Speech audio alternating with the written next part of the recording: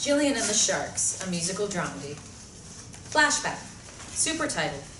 20 years ago, New Hope, Pennsylvania. Exterior, backyard of modest home, late afternoon. Sunlight glints and flashes through the leaves of a giant old oak tree as joyful shouts and laughter of kids playing fills the air. A short montage. Colorful balloons. Wrapped gifts on a folding table under a tree. Scoops of ice cream abandoned on a paper plate. Wasps feast on the vanilla puddles slowly expanding on the picnic table. And then, 1, 2, 3, 4. From above, bird's eye view of a rural backyard as kids scatter noisily in all directions. A 6-foot solid wooden fence surrounds the edge of the property. 11, 12, 13. Jillian Bismark, 8, long red hair and porcelain skin, wears an old-fashioned dress. Jillian's hands cover her eyes as she counts. Her forehead leans against the fence. 19, 20. Jillian lifts her head just as we hear, Ready or not, here I come. Reveal. Jillian is not the counting girl. Jillian's on the other side of the fence, pretending, silently mouthing numbers. She's outside the party trying to see in. Jillian walks along the fence as her fingertips trace along the rough fence boards. Her eyes squint through the cracks in the fence to see those on the other side. She tries to decipher the gleeful squeals of fun coming from the neighbor's yard. Ha, that's not fair. You cheated. That's against the rules. No. Jillian drags a heavy wooden bench across her own lawn, then tips it up against the fence. She tiptoes up the shaky ramp. It might fall at any moment, until she's able to peek over the fence and take in the wonders of the neighbor's yard. Jillian's point of view. A multi-ethnic collection of families, Sesame Street on steroids. Young parents and older siblings clear the picnic table. A half-served red velvet cake is smothered in frosting with 9 burned-out candles. Red velvet! Bowls of potato salad and what's left of barbecue chicken and ribs. A smiling young mom in a bright yellow dress wipes tears from a little boy's face, then embraces him with a loving, comforting hug. The kids chase each other, laughing, tumbling, rolling on the bright green lawn. On Jillian as she closes her eyes into Jillian's daydream sequence. Song theme. Sadness at not having a happy thing. Song genre. Baleful blues, sad and lonely, in heartbreaking counterpoint to the upbeat action visuals. Jillian's all in slow motion fantasy of being celebrated at her own birthday party. Gorgeous young adults of every ethnicity costumed as furry unicorns, colorful ribbons streaming from their hands, carry Jillian into the party on a sedan-like, chair-like royalty. The cheering crowd of kids and their families shower Jillian in a blizzard of rose petals. The crowd carries armfuls of wrapped gifts. While being paraded through the yard in a flurry of petals and the unicorn's ribbons, Jillian tears the wrappings off her gifts and opens boxes to reveal a telescope, brushes and pots of paint, giant spinning gyroscopes, Chinese pajamas. Jillian opens another box and a live puppy scampers out and snuggles close to lick her face. 2 unicorns present a birthday cake. A huge 3D letter J rotates on top. With a wink and a wave, a unicorn makes the cake erupt in a shower of sparklers. Jillian! Jillian! 2 large balloons magically inflate by no apparent means in a unicorn's paw. Jillian is in heaven as many balloons are batted concert style by the surrounding crowd. Close on, a red balloon inflating, big, bigger, even bigger, filling the entire frame. Jillian! Jillian! The full-frame balloon pops with a heart-stopping bang. End of Jillian's daydream sequence. Exterior, Jillian's yard of a flat-footed, dumpy house. Day.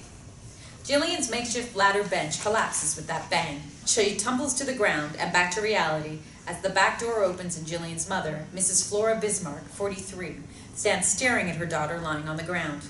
Jillian, what are you doing?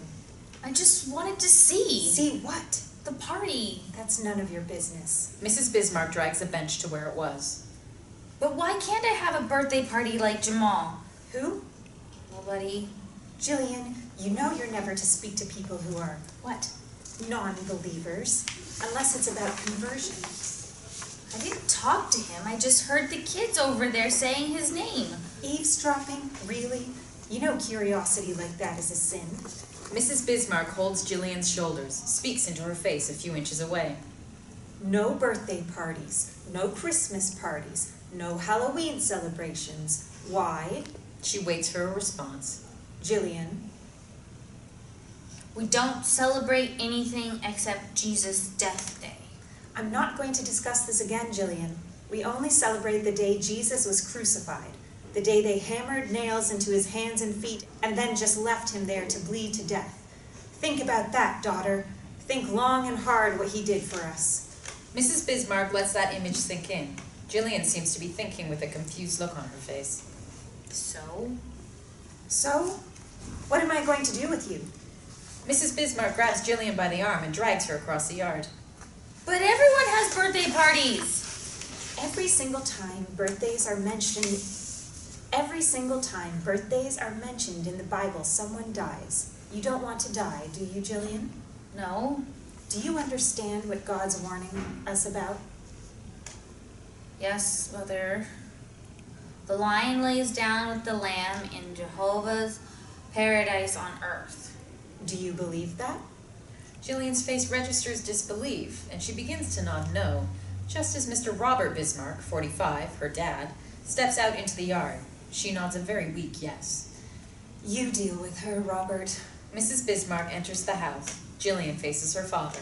He smiles. You're a good girl. Your mom can sometimes be a little too Mean? protective. She just wants to make sure nothing bad ever happens to you.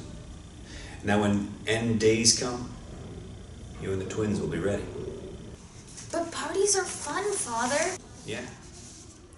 Get-togethers can be good in the service of God, with other witnesses. But sometimes in life, you must let go of something you think you want to make room for something your soul really needs. He walks back to the house, pauses, and... Your mother could use help with the dinner. Set the table. Jillian nods yes. You must never disobey the rules of Jehovah. Never. Come inside soon, dear. Jillian places her hand on the fence and her ear to the air. The last sounds of the party fade away. Except for the faint pulsing of crickets, it is still.